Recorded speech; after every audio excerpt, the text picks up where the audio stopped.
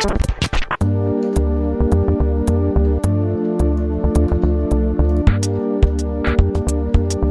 hey! I didn't see you there. Well, what are you waiting for? Join me.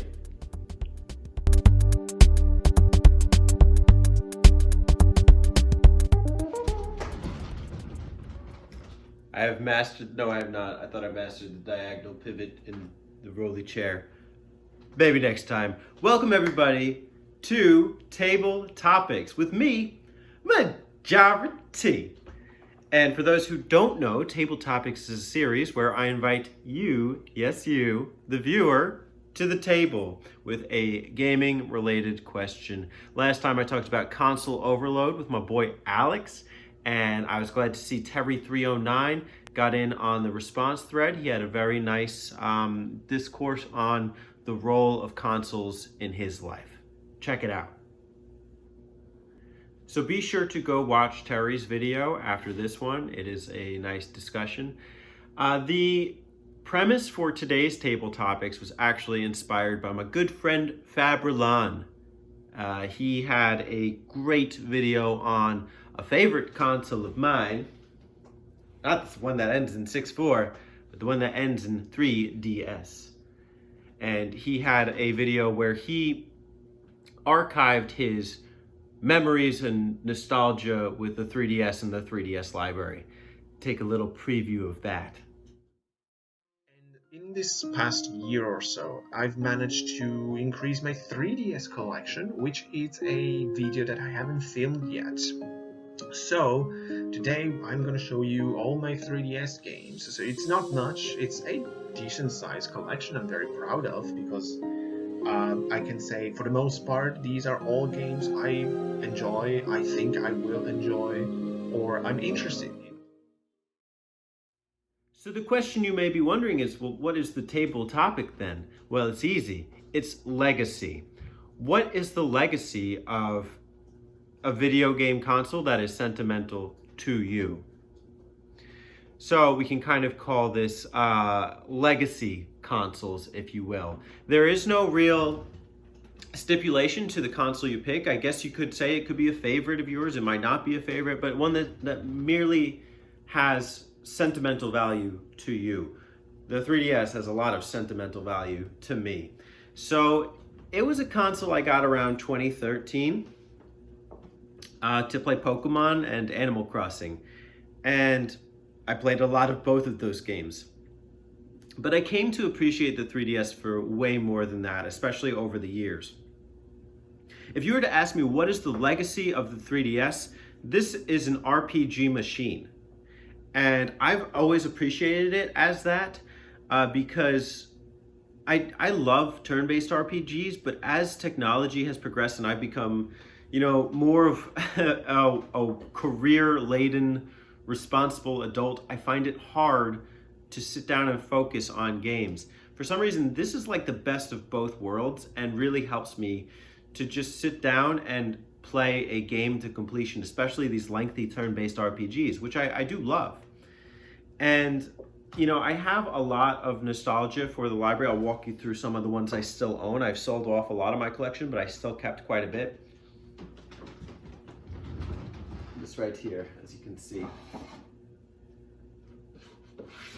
So, first and foremost, this is not RPGs per se, but it kind of falls under that category of like adventure exploration. I love the Zelda games on here, including this, Majora's Mask, Link Between Worlds, Ocarina of Time 3D. There's a lot of Zelda goodness to enjoy on here, especially for fans of, the more narrative-driven experiences. Link Between Worlds, not so much, but Ocarina and Majora, those are almost, the sole appeal of them is almost story in some regards. A lot of people argue against both for purposes of like exploration or, challenge, although Majora's Mask not so much. Link Between Worlds was a really unique experience too, and I think one that can be enjoyed again and again.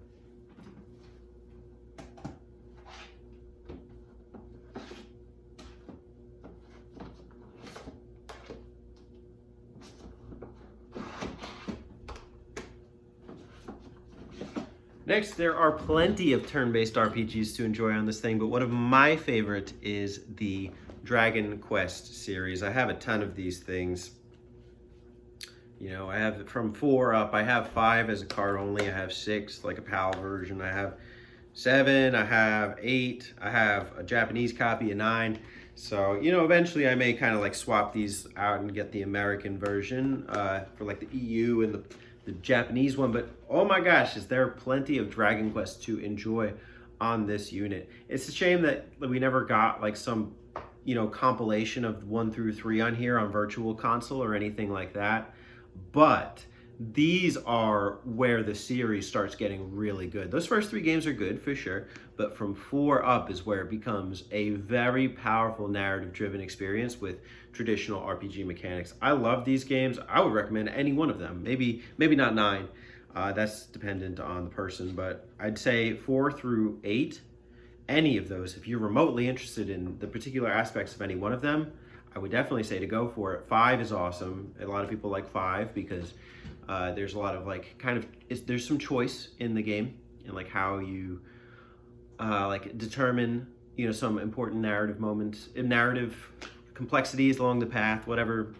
7 is cool. There's a lot of unique islands to visit. 8 is a lot of people's favorites, you know, emotional. 4 is really emotional. That's a good one. 6 is like a bridge between Dragon Quest Monsters and, you know, the regular Dragon Quest formula. So really good stuff in the whole series. Love it. Love it. This is my Dragon Quest machine. Mwah. It's perfect. Perfection. Oh, by the way, although there is no Dragon Quest 1 through 3, there is a nice spin-off Dragon Warrior 1 clone in Retro Game Challenge. I forget what it's called. It's like Guardian Quest or something. Some knockoff, but it's pretty cool. And lastly is the Shin Megami Tensei series. I love my SMT games when they're good. I'm not crazy about a lot of these like spin-offs like the Dancing All Night or the Personas or whatever.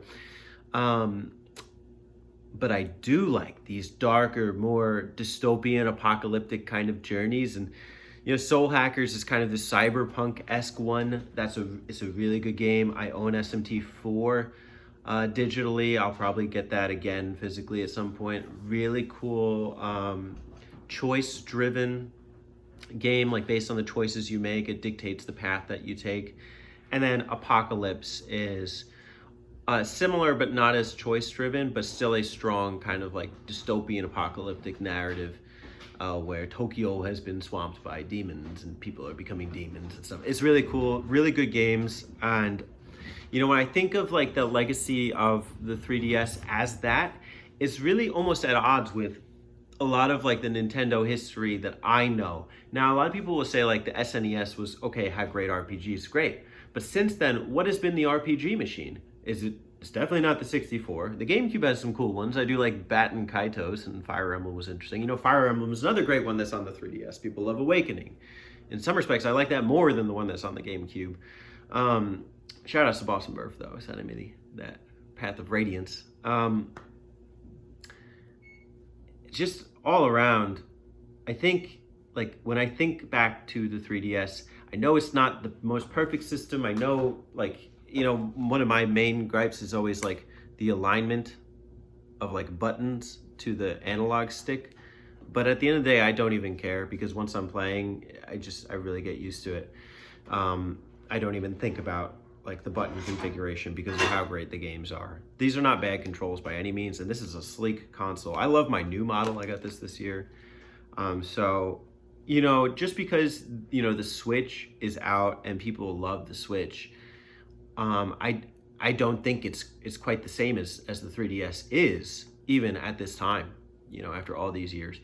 3DS has been shown a lot of love, you know, in terms of the games available, especially in like 3 of my favorite series. Isn't that crazy? But anyways, thanks for watching. Be sure to check out Terry309's response to the last table topics. Check out Fabrelon's video on the 3DS. I'll have both linked in the description below. And also, be sure to do a table topics video response. I'll throw it in the playlist. What is one console, what is the legacy of a console that is sentimental to you? Your choice. Have at it. Thanks for watching, and I'll see you next time. In the meantime, I'm going 3D. Woo!